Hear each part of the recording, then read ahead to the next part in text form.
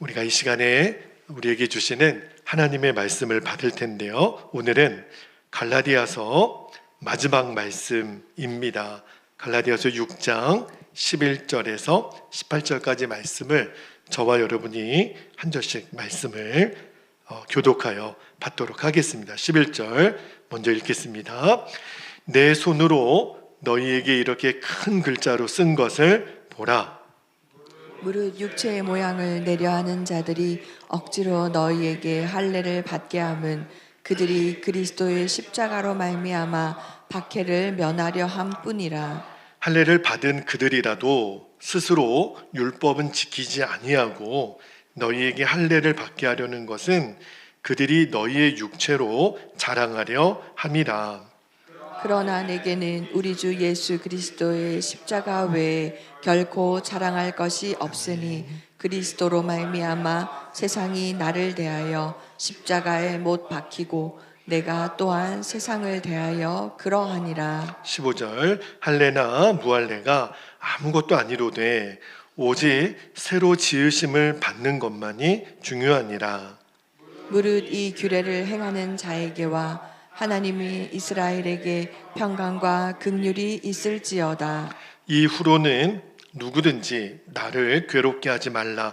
내가 내 몸에 예수의 흔적을 지니고 있노라. 형제들아, 우리 주 예수 그리스도의 은혜가 너희 심령에 있을지어다. 아멘. 하나님 말씀입니다. 모두 자리에 앉겠습니다. 자, 2025년도 하반기 동안 제가 이제 갈라디아서 성경을 가지고 한 해 동안 이제 우리 여러분과 말씀을 나눴는데 오늘 그 마지막 말씀을 좀 나누려 그래요. 오늘 설교 제목이 오직 예수님의 십자가만 자랑하는 사람, 그렇게 말씀을 여러분과 좀 나누겠습니다. 우리가 그동안 그 갈라디아서 말씀을 쭉 읽어오면서 똑같은 신앙생활을 해도 교회 안에 두 부류의 사람이 있다라는 것을 나눴어요. 한 부류는 은혜 생활을 하는 사람이 있고 또 한 부류는 율법 생활을 하는 사람이 있습니다. 이거는요, 교회뿐만 아니라 모든 신앙 공동체가 그래요. 선교단체들도 마찬가지입니다. 잘 보면 이 사람은 은혜 생활을 하고 있고 이 사람은 율법 생활을 하고 있는데, 그런데 은혜 생활이라고 하는 거는 내가 율법을 계명을 지키는 게 아니에요. 은혜 생활은 뭘 말하는 거냐면 내 안에 오신 성령님을 알고, 여러분 예수님을 믿는 사람에게는 성령님이 그 안에 오시잖아요. 그러니까 내 안에 계신 성령님이 어떤 분이신지를 알고 성령님께 순종하는 사람, 순종하는 삶, 그게 은혜 생활이에요. 자, 그런데 오늘 11절 말씀에 보면 바울이 이렇게 얘기합니다. 11절을 다시 볼게요. 내 손으로 너희에게 이렇게 큰 글자로 쓴 것을 보라. 이제까지 갈라디아서 성경을 바울이 썼지만 다시 한번 강조하는 거예요. 여러분, 내가 큰 글자로 내가 직접 이렇게 씁니다. 이 말은 갈라디아 교회 성도들에게 지금부터 제가 마지막 한 번 더 말씀을 드릴 테니 이 말씀이 너무 중요합니다. 그러니까 이 말씀을 잘 들으셔야 됩니다. 이 얘기를 하는 거예요. 여러분, 우리가 은혜 생활을 하려고 하다가 율법 생활로 빠지면 안 돼요. 그렇게 하기 위해서 바울이 오늘 우리에게 두 가지 중요한, 이제는 더 이상 율법 생활을 하지 말고 은혜 생활을 하기 위해서 꼭 우리가 기억해야 될 두 가지를 말씀하는데, 자, 그 첫 번째입니다. 첫 번째는요, 절대로 두려움에 빠지지 말라는 거예요. 자, 12절 말씀을 한번 볼게요. 12절에 바울이 뭐라고 얘기하냐면 무릇 육체의 모양을 내려하는 자들, 이 율법주의자들이에요. 그 사람들이 억지로 너희에게 할례를 받게 함은 이유가 뭐냐면 그들이 그리스도의 십자가로 말미암아 예수님 믿는 것 때문에 박해를 면하려 함뿐이라. 이렇게 말씀하고 있는 거예요. 이게 무슨 말이냐면 여러분, 기독교와 유대교가 다른 걸 여러분 아시지요? 지금 이스라엘 사람들은 기독교를 믿지 않아요. 지금 이스라엘 사람들이 믿는 종교가 뭐죠? 유대교예요. 유대교는 기독교가 아닙니다. 그런데 예수님이 이 땅에 오시기 전만 해도 이스라엘 사람들은 유대교를 믿고 있었어요. 자, 그런데 이 당시에 이스라엘은 로마의 식민지였거든요. 그러니까 로마가 유대교는 그 이스라엘의 국가 종교로 인정을 해줬어요.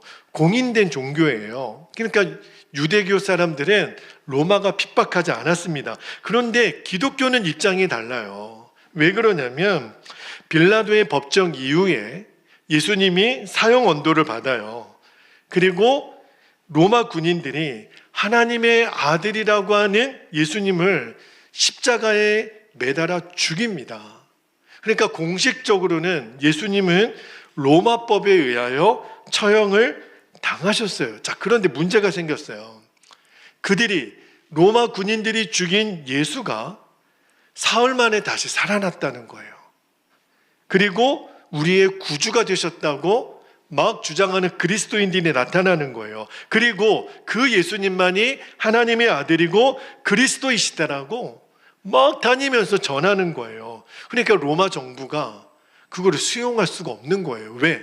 그들이 예수님을 죽였으니까. 이거 보니까 기독교는 아주 위험한 종교라고 본 거예요. 그때부터 기독교가 박해를 당하기 시작한 거예요. 잡아다 죽이고 고문하고. 그런데 지금 오늘 바울이 뭘 얘기하는 거냐면 왜 예루살렘에서 온 유대인들이 자꾸 갈라디아 교회 성도들에게 할례를 받으라, 율법을 받으라, 율법을 지키라 이렇게 말했냐면 로마가 무섭게 핍박하는 거를 면할 수 있는 면죄부가 뭐냐면 할례를 받은 거. 로마 사람들에게 체포를 당했을 때 너 기독교인이지? 물으면 아니요, 저는 유대교 사람입니다. 율법을 지키는 표식으로 제가 할례를 받았습니다. 보십시오. 이럴 수 있었다는 거예요. 그러니까 예수님을 믿고도 할례를 받는다. 이게 무슨 말이냐면 내가 고난과 희생 없이 편하게 예수님을 믿어보려는 마음이라는 거예요. 내가 기독교인이면서도 할례를 받은 것 때문에 눈 딱 감고, 왜요? 로마가 무서우니까. 그 두려움을 내가 이길 수 있는 방법은 할례를 받았다라고 하는 것을 내밀면 내가 그 고난 안 받아도 되니까. 여러분, 이게 우리 지금 신앙생활에 적용하면 무슨 의미냐면 우리는 예수님을 믿어요. 그리고 예수님 믿는 사람에게는 성령님이 내 안에 오신 것을 알아요. 그리고 성령님께 순종하면서 살려고 하면 필연적으로 저와 여러분이 만나게 되는 게 뭐냐면 두려움이에요. 가장 먼저 두려움에 부딪혀요. 그래서 많은 성도들이 두려워서 세상이 두렵고 돈이 두렵고 정말 이 땅에 있는 사람들이 두렵고 그래서 성령님의 인도함을 받지를 못해요. 정직하게 일하는 거 두려워요. 베풀며 살지 못해요. 용서하지 못해요. 그 모든 내면에 뭐가 있냐면 두려움이 있는 거예요. 우리는 겉으로는 잘 몰라요. 교회에서 여러분 예배 드리는 걸 보면 아주 신실한 그리스도인 같고 선교단체에서 막 찬양하고 전도하고 이러는 거 보면 굉장히 신앙생활 잘하는 것처럼 보여요. 그러나 나는 알죠. 다른 사람이 보는 나와 혼자 있을 때 내가 다르다라는 것을 나는 알죠. 그래서 우리가 갈등하는 거예요. 은혜 생활을 하지 못하고 내 안에 계속 이렇게 이중적인 생활을 하는 거예요. 사람들 보이는 앞에서는 거룩한 척할 수 있어요. 은혜로운 척할 수 있어요. 그러나 혼자 있을 때는 또 무너져요. 계속 이중적인 생활을 하는 거예요.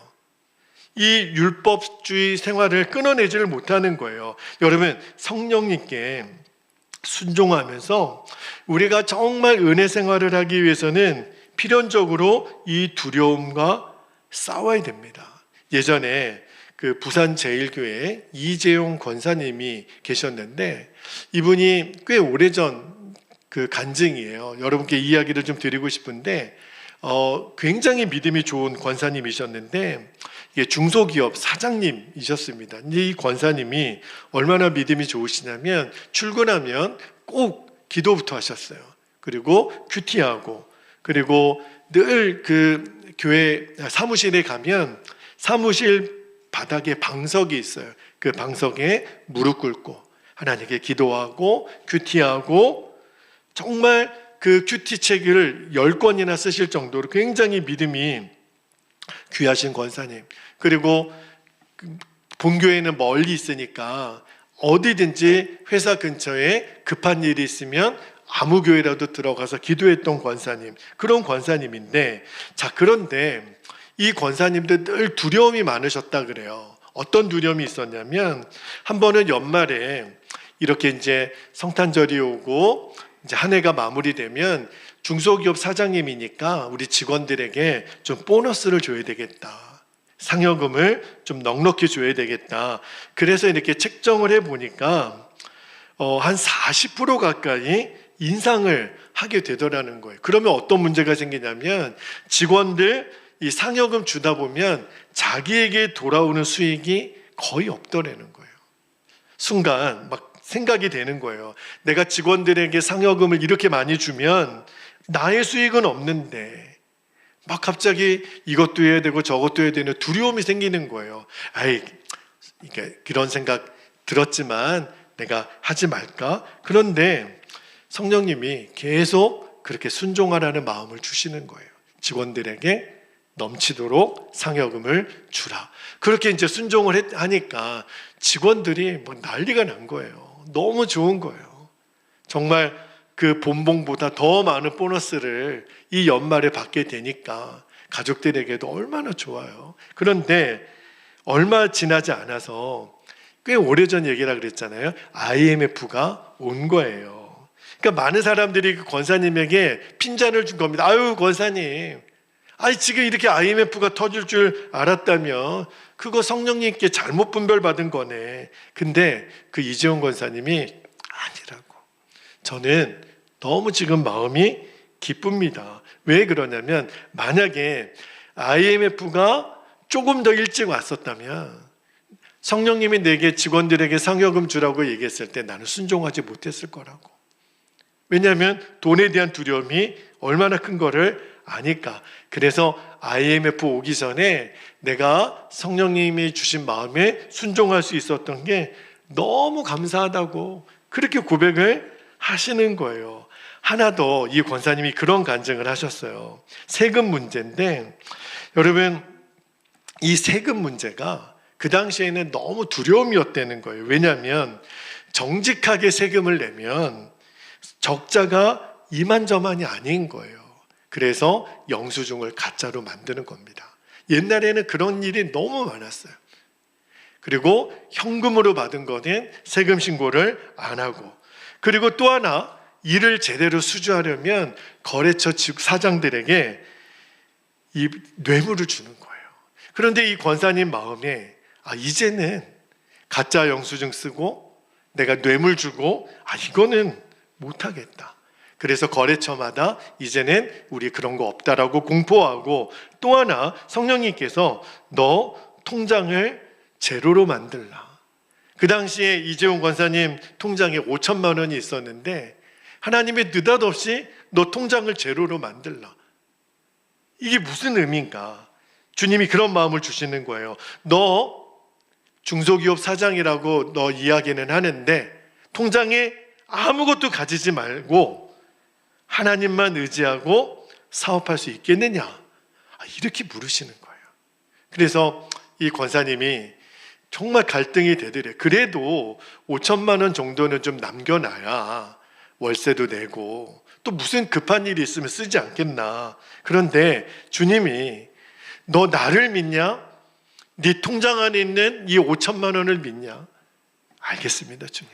저는 하나님 믿겠습니다. 그리고 5천만 원을 인출해가지고, 그 당시에 저 제주도에 가면 예수전도단이 그 제주 열방대학을 건축하던 때였어요. 그때 그 5천만 원을 한 푼도 남김없이 그 선교단체로 흘려 보냅니다. 그런데 얼마 지나지 않아서 이 부산에 이 납품 중소기업 납품 비리로 대대적인 세무조사가 있었다는 거예요. 그런데 이 권사님 회사는 많은 회사가 그 납품 비리로 막 구속당하고 벌금을 내고 그러는데 이 권사님 회사는 그런 어려움을 당하지 않았다는 거예요. 왜? 정직하게 했으니까. 모든 것을 정직하게 처리했으니까. 얼마 뒤에 세계적인 제품 그 제조회사와 파트너 사업을 제안을 받았는데, 근데 그때 그 파트너 되는 회사에서 15억의 재증 보증을 요청을 하더래요. 아무나 거래를 안 하잖아요. 이 기업이 건실한가. 그래서 재정 보증을 15억짜리를 받아오라. 그게 전제 조건이었는데 이 권사님이 동원할 수 있는 게 1억밖에 없었다는 거예요. 그래서 1억 재증 보증만 가지고 담당자를 만나러 갔는데 1억 보증 갖고도 거래처로 성사가 된 거예요. 왜? 소문이 다 난 거예요. 이 권사님 기업은 정직하게 모든 것을 경영한다.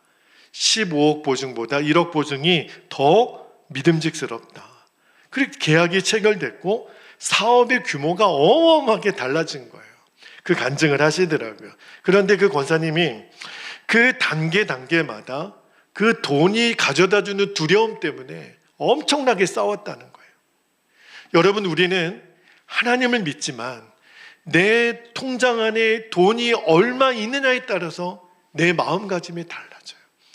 내 통장 안에 100만 원이 있을 때랑 1억이 있을 때랑 10억이 있을 때랑 우리의 마음이 달라져요. 문제는 돈에는 맡겨지는 두려움이 하나님께 맡겨지지 않는다면 우리가 진짜 하나님 믿는 사람인가? 우리 청년들에게도 부탁을 드립니다. 여러분이 어렸을 때부터 내가 정말 하나님을 믿는 백성이라면 내가 돈을 두려워하고 사람을 두려워하고 세상을 두려워하는 것의 실체를 알아야 돼요. 이제 이 마지막에 내가 왜 할례를 받아요? 기독교인인데도 이제 그 할례가 아무 의미가 없다라고 말을 했는데도 그래야 로마의 핍박에서 벗어날 수 있으니까 이게 교묘하게 우리를 두렵게 하는 악한 영들의 역사예요. 그러나 이제 저와 여러분의 삶에서 이 두려움과의 싸움에서 승리하면 저는 그 이재용 권사님의 간증이 저와 여러분의 간증이 되게 하실 줄로 믿습니다. 나는 하나님을 믿는 거예요.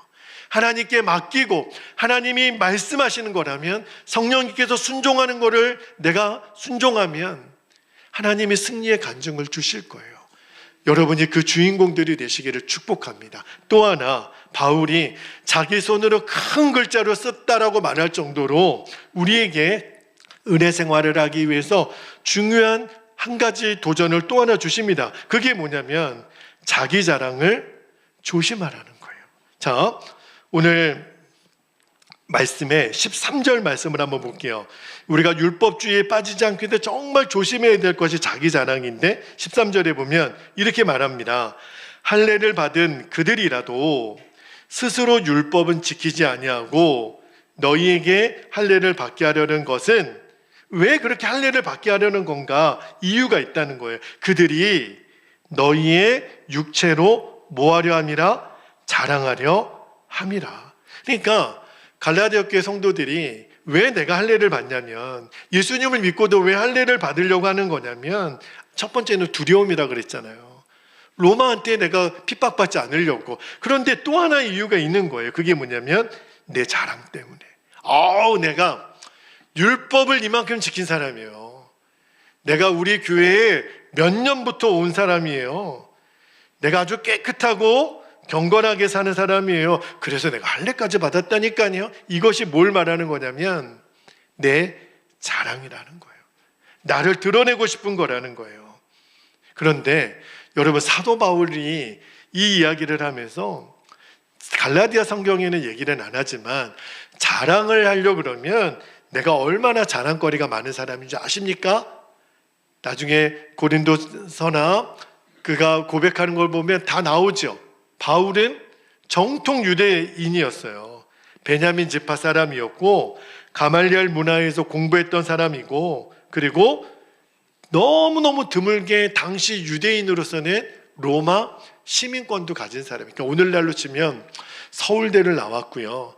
집안은 뭐 아주 명문 가문이 있지요. 그리고 유학도 갔다 왔고요. 미국 시민권도 갖고 있고요.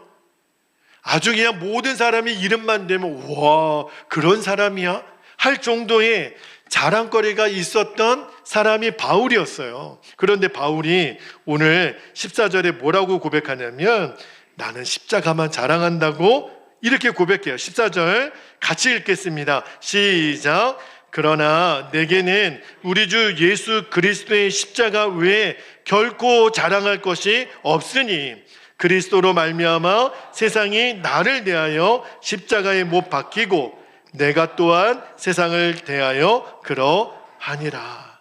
할렐루야.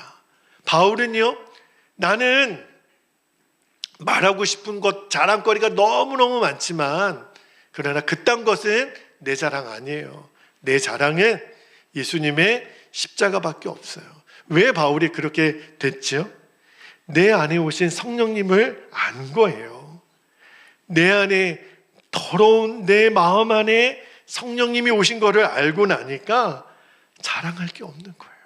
그동안 내가 가지고 있었던 세상의 스펙, 성공, 칭찬, 명예, 축복, 우리가 얼마나 자랑하고 싶은 게 많아요. 그런데 성령님이 내가 자랑하고 싶은 거를 입도 열지 못하게 하는 거예요. 왜? 내 안에 성령님을 알고 나니까. 그러니까 바울의 자랑은 입만 열면 저는 십자가만 자랑합니다. 예수님 나를 위해서 죽으셨고 예수님 나를 위해 부활하셨고 그 부활하신 예수님이 성령님으로 내 안에 계십니다. 나는 죽었고 예수님 내 생명이십니다. 이것만이 바울의 자랑이었어요. 대한민국 기독교 역사상 가장 존경하는 목사님 한 분을 뽑으라고 그런다면 100이면 100 딱 한 사람 거론하는 사람이 있습니다. 그분이 누구냐면 한경직 목사님이에요. 저도 한경직 목사님 살아계실 때 본 적은 없지만 그런데 여러분 세상에서 아주 가장 명예로운 상을 우리가 이름하여 노벨상이라고 그러죠. 우리나라도 이제 평화상과 문학상을 받는 그렇게 배출했던 나라가 됐지만 그러나 기독교에서는 노벨상과 같은 상 이름 중에 템플턴이라고 하는 상이 있는데 한경직 목사님이 템플턴 상을 받으셨어요. 그런데 여러분 그 템플턴 상을 받는 자리에서 한경직 목사님이 강단에 나와서 뭐라고 고백했는 줄 아십니까? 여러분 저는 이 상을 받을 자격이 없는 도적놈입니다. 저는 일제시대 때 신사참배를 했던 도적놈입니다. 이렇게 고백을 하셨어요. 눈물로 고백하셨어요. 왜 그랬냐면 한경직 목사님 고백을 듣고 많은 사람들이 깜짝 놀랐죠. 왜 그러냐면 그 당시에 한국 기독교인 중에 신사참배를 했느냐 신사참배를 안 했느냐 그거는 이 사람이 진짜 신앙인이냐 가짜 신앙인이냐를 구분하는 굉장히 중요한 기준으로 삼을 정도로 중요한 문제였어요. 왜 그러냐면 당시에 신사참배를 거부하고 주기철 목사님 같은 분은 순교까지 하셨잖아요. 옥에 들어가셔서 끝까지 믿음 지키신다고 그렇게 옥고를 치른 목사님들도 너무 많은데 왜 그런데 하나님은 신사참배까지 하셨던 한경직 목사님을 대한민국의 수많은 목사님들의 대표로 템플턴상을 받게 하셨을까? 그 이유를 많은 우리 믿음의 선배들이 공통적으로 그 이유를 설명하기를 한경직 목사님이 신사참배는 했지만 그걸로 인하여 한경직 목사님은 겸손과 온유를 배우셨다는 거예요. 왜요? 누가 한경직 목사님을 뭐라 그러면 내가 신사참배까지 했던 나쁜 놈인데 그런 나를 다시 사랑하시고 구원하신 하나님이 너무 감사하니까 한경직 목사님은 누가 뭐라 그래도 내가 죄인입니다. 늘 마음이 온유하고 겸손하셨다. 늘 마음에 신사참배까지 했던 나를 다시 구원하신 하나님께 감사하는 마음을 늘 마음에 새기니까 누구 앞에서도 겸손하고 온유하신 그래서 하나님이 한경직 목사님을 우리 대한민국 기독교를 대표하는 목사님으로 쓰신 거예요. 그런데 반면에 어떤 일이 있었냐면 그 옥중에서 신사참배를 거부하는 것 때문에 그 무서운 핍박까지 그 고초를 다 겪고 이제 나오신 분들 해방을 맞았잖아요. 믿음은 너무너무 귀했지만 그 해방을 맞은 다음에 그 옥고를 치른 목사님들 중에 내가 이 옥고까지 치른 내가 이 대한민국 기독교의 대표 지도자 아닙니까? 막 나서면서 막 교회 분열을 일으키는 앞장서는 역할을 한 거예요. 너무너무 교만하고 다른 사람들을 정죄하고 비판하고 나는 그렇게 신사참배까지 거부하고 감옥까지 갔다 왔다고. 그래서 해방 후에 대한민국이 교단이 다 깨어졌어요. 그때 대부분의 우리 기독교 분파가 나눠지고 또 깨지고 서로 싸우고, 그리고 나서 5년 뒤에 대한민국 안에 이 동족 상잔의 비극인 전쟁이 일어납니다. 여러분, 이게 뭐 어떻게 설명해야 되죠? 우리는 신사참배를 했다 그러면 죽일 놈이라고 이야기는 하지만 그거를 거부까지 하고 그렇게 옥고를 치르신 목사님들이 왜 또 대한민국의 교단 분열을 다 일으키냐 말이에요. 이게 뭘 말하는 거냐면 예수님을 위하여 당한 핍박도 순교도 그게 나의 자랑이 되면, 나의 의가 되면 하나님이 기뻐하지 않으신다는 거예요. 교회도 똑같습니다. 선교단체도 똑같습니다. 우리 교회에서 누가 제일 하나님 앞에 쓰임받았고 누가 귀하고 누가 영향력이 많고, 우리는 은근히 그 자리에 내가 앉기를 원해요. 제가 지난 목요일에도 어떤 모임을 갔다 오면서 저는 우리 이 모임을 그 대표하는 지도자들의 발언을 늘 유심히 봐요. 그러나 내가 했다 그러면 그 순간 하나님의 영광이 가려지는 거예요. 그래서 우리가 정말 이 교만과 자랑에 빠지지 않으려면 늘 우리들의 입에서 여러분 한 가지만 기억하면 돼요. 모든 것은 하나님의 은혜입니다. 이 모든 것은 주님이 하셨습니다. 이러면 마귀가 더 이상 우리를 시험 들지 못하게 해요. 근데 우리는 끊임없이 내가 했다는 거예요. 우리 집안은 내가 수고했다는 거예요. 우리 교회에서는 내가 제일 수고했다는 거예요. 베델교회를 섬기면서 하나님이 제게 주신 비전이 뭐냐면, 저는 우리 베델교회가 앞으로도 어떠한 이유의 유명한 교회, 어떠한 사람이 유명한 교회가 아니라 오직 십자가와 예수님만 자랑으로 삼는 교회가 되기를 축복합니다. 저는 꼭 그렇게 우리 교회를 섬기고 싶어요. 담임 목사의 이름은 없어져도 상관없어요. 그러나 베델교회, 십자가만 자랑하는 교회, 베델교회 예수님만 자랑하는 교회, 저의 비전이에요. 물론 우리가 열심은 다해야 돼요. 교회를 위해서 최선을 다해서 섬기고, 저도 최선을 다해서 목회할 거고, 여러분도 최선을 다해서 여러분의 교회와 여러분의 선교단체를 위해서 애쓰실 거예요. 그런데 사람의 열심은요, 변질되기가 쉬워요. 절대 잊어버리면 안 돼요. 제가 지난 3년 10개월 동안 베델교회를 섬겨오면서 하나님이 너무 많은 은혜를 주셨어요.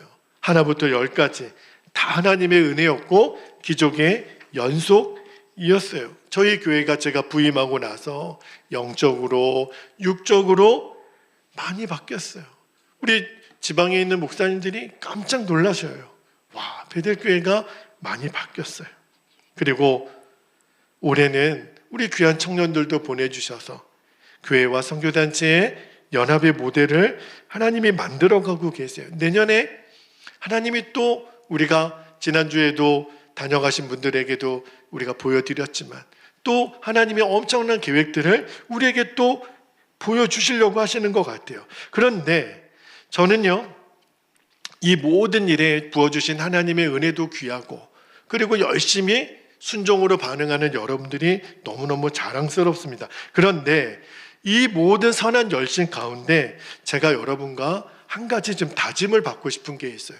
그리고 우리가 서로에게 약속할 것이 있어요. 그게 뭐냐면 우리는 오직 예수님의 십자가만 자랑하겠습니다. 앞으로 하나님이 우리의 교회 안에 어떤 열매를 주시더라도 그것 자체가 우리의 자랑이 되어서는 안 됩니다. 우리의 자랑은 오직 십자가. 이 모든 것은 주님이 하셨습니다. 사람 자랑, 교회 자랑, 행사 자랑, 이 모든 것은 유혹이에요. 자랑은 유혹이에요. 이거를 십자가에 못 박는 겁니다. 우리 스스로 성령의 역사를 가로막는 일이 없기를 여러분 기도해 주시기를 바랍니다. 만약에 우리가 예수님과 십자가를 자랑하지 않는 성도와 교회가 되면 하나님의 영광, 하나님의 능력은 하나님이 거둬가세요. 꼭 명심하시기를 바랍니다. 마지막으로 사도 바울이 너무너무 중요한 간증을 하나 해요. 17절에 봅니다. 17절에 같이 한번 읽어볼까요? 시작. 이후로는 누구든지 나를 괴롭게 하지 말라. 내가 내 몸속에 예수의 흔적을 지니고 있노라. 저는 이 17절 말씀을 읽다가 가슴을 치면서 눈물이 나더라고요. 갈라디아서 강의 말씀을 오늘 마지막 이제 마무리를 하는데 내가 내 몸에 예수의 흔적을 가졌다. 이 바울의 고백을 읽으면서 주님이 물으세요. 너의 몸속에는 나의 흔적이 있느냐? 여러분의 몸속에 지금 예수의 흔적이 있나요? 목회를 하다 보면 성도들의 임종을 지켜봐야 될 때가 있습니다. 여러분, 내가 이 땅을 떠날 시간이 되는 마지막 죽음의 시간을 맞는 것은 두렵죠. 제가 마지막 임종 예배도 여러 번 드려봤어요. 마지막 임종 예배를 드리고 숨을 거두시는 성도들도 제가 몇 번 경험한 적이 있습니다. 마지막 임종 예배를 드릴 때 그가 의식이 있든 의식이 없든 여러분 우리가 임종을 맞을 때 어떤 두려움이 있는 줄 아십니까? 그때는요 먹고 살 두려움, 자식 걱정, 명예에 대한 걱정 없습니다. 임종 직전에 모든 인간의 가장 큰 두려움은 뭔지 아십니까? 내가 이 순간 이후에 하나님 앞에 어떤 모습으로 설까? 그게 두려운 거예요. 마지막 임종은 그 시간입니다. 그런데 의식이 없는 성도들도 있었고 의식이 있는 성도들도 있었는데 이렇게 고백을 합니다. 예수님이 성도님을 위하여 십자가에서 죽으셨습니다. 그 사실을 믿으세요. 너무너무 경련이 있고 두려워하는 얼굴이 평안한 얼굴로 바뀌는 것을 여러 번 봤어요. 예수님이 당신을 위해서 십자가에서 죽으셨습니다. 이것을 믿으세요. 그 마지막에 그 두려움이 싹 걷어가는 그 영광스러운 얼굴을 제가 보게 됐어요. 잊지를 못하겠어요. 십자가 그 한마디 말에 그 영혼에 찾아오는 그 기쁨. 그런데 여러분, 저는 또 한 부류의 사람을 보는 거예요. 그게 뭐냐면 이제는 십자가를 붙드는 것만이 아니라 십자가의 흔적을 가진 사람. 그거는요 죽음을 넘어서는 영광이에요. 스데반이 사도행전 7장에 보면 예수님을 전하는 것으로 인하여 돌에 맞아 순교하는 장면이 나옵니다. 근데 스데반이 돌에 맞으면서 저 하늘 보좌를 봐요. 예수님이 앉아 계시지도 못하고 일어서셔서 스데반을 바라보고 계시는 그 영광을 스데반이 봅니다. 그리고 성경은 스데반의 얼굴이 천사와 같았다고 그렇게 고백을 해요. 이거구나. 예수님의 흔적을 가진 사람에게는 평안을 넘어서는 영광이 있는 거예요. 스데반 집사님이 그랬고 사도 바울이 그랬어요. 저는 저와 여러분이 우리들의 인생의 마지막 죽음의 얼굴을 한번 봤으면 좋겠어요. 평안을 넘어선 그 영광의 얼굴을 가진 사람. 이거는요 예수님의 흔적만 가진 사람이 누릴 수 있는 기쁨이에요. 신학교 때 동기 목사가 한번 자기 교회에 놀러 오라 그래서 우리 노성천 목사님 친구 목사님이 교회를 데리고 가는데 부평감리교회라고, 그 부평에 그때 이제 홍은파 목사님 계셨던 교회인데, 제가 그 교회에 가서 기절할 뻔했잖아요. 교회를 갔더니 교회에 그 기도 제목이 있어요. 아주 현수막을 걸어놨어요. 그 교회 기도 제목 1번이 뭔지 아십니까? 순교자를 배출하는 교회가 되게 하소서. 이게 교회 기도 제목 1번이에요. 만약에 제가 우리 교회 앞에 큰 현수막으로 베델교회는 순교자를 배출하는 교회가 되게 하옵소서, 그러면 우리 교회에 들어오시려고 하다가 이게 오면 죽는 수가 있겠네, 안 오려고 그럴 것 같아요. 그런데 그 교회는 순교자를 배출하는 교회가 되게 해달라고 제가 깜짝 놀랐어요. 그런데 나중에 그 기도 제목을 곱씹고 또 곱씹으면서 생각하다가, 이 기도 제목을 정하신 목사님, 이 성도들은 도대체 무슨 마음으로 이거를 하셨을까? 장난으로 하신 거는 아니잖아요. 어찌하여 순교자를 배출하는 교회의 성도가 되게 해달라고. 이거는요, 성령의 역사에 눈이 열리지 않고 하나님의 영광을 보지 못하고서는 나올 수 없는 기도 제목이에요. 스데반, 사도 바울, 무명의 그리스도인들, 예수님 믿다가 생명까지도 내어 바쳤던 그 사람들만이 드릴 수 있는 기도라고 생각이 들었어요. 제가 중학교 2학년 때 예수님을 처음 믿고 같이 은혜 받고 기도하는데, 제 옆에 있는 친구가 그런 기도를 드리도록, 하나님 저에게 순교의 은사를 주시옵소서. 중학교 2학년짜리가 순교의 은사를 달라고 기도하는 거예요. 근데 그때 저는 순교가 무슨 말인지를 몰랐어요.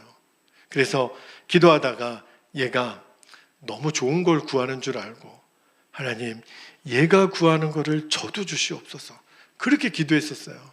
저도 순교의 은사를 달라고. 그 다음 주에 선생님께 물어봤어요. 선생님, 순교의 은사가 뭡니까? 그랬더니 선생님이 하시는 말씀이, 순교는 예수님 믿고 복음을 전하다가 죽을 수도 있는 거야.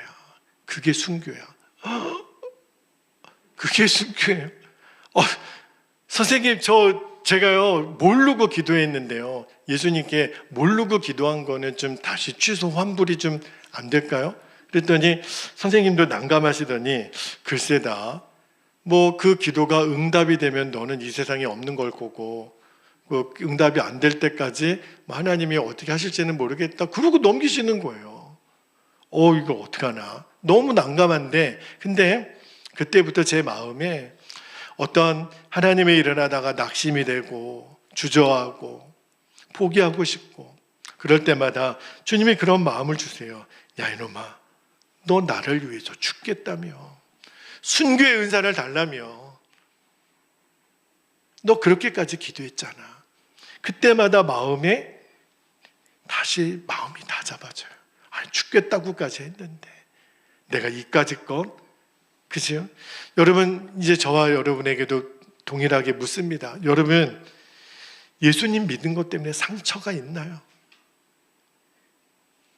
예수님 믿은 것 때문에 내가 참아야 되고 손해봐야 되고 아파야 했고 울어야 했고 그런 적이 있습니까? 다른 것이 아니라 예수님 믿는 것 때문에. 그렇다면 이제부터 주님의 일을 하다가 겪는 오해, 핀잔, 십자가, 비난, 이게 불평거리가 아니고 원망거리가 아니에요. 이게 주님으로부터 온 것만 분명하다면 사람들이 따라주지 않고 나에게 칭찬 안 해주고 오히려 핀잔 주고 비방하고, 그게 뭐가 문제?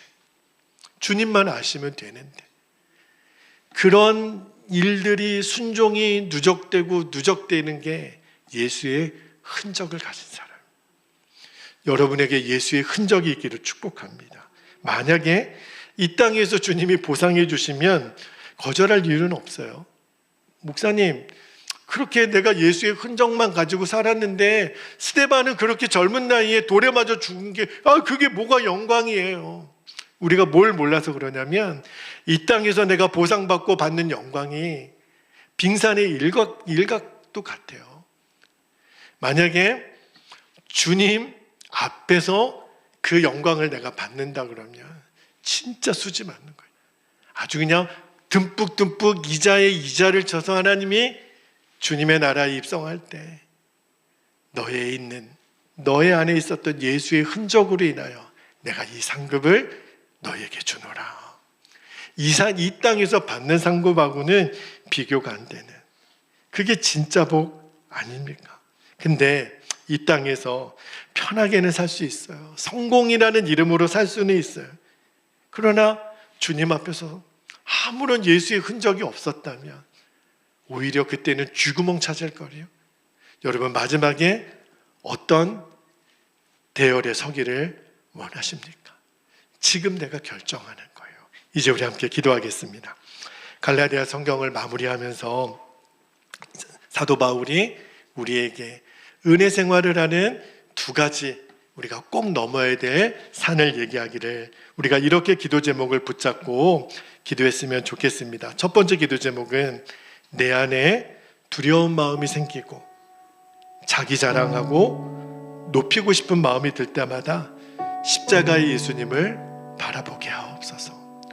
두 번째는 오직 예수님의 십자가만 자랑하고 예수의 흔적만 가지고 있는 교회와 성도가 되게 해주시도록 이 시간 우리 주님의 이름을 간절히 부르고 합심하여 통성으로 기도하겠습니다. 주여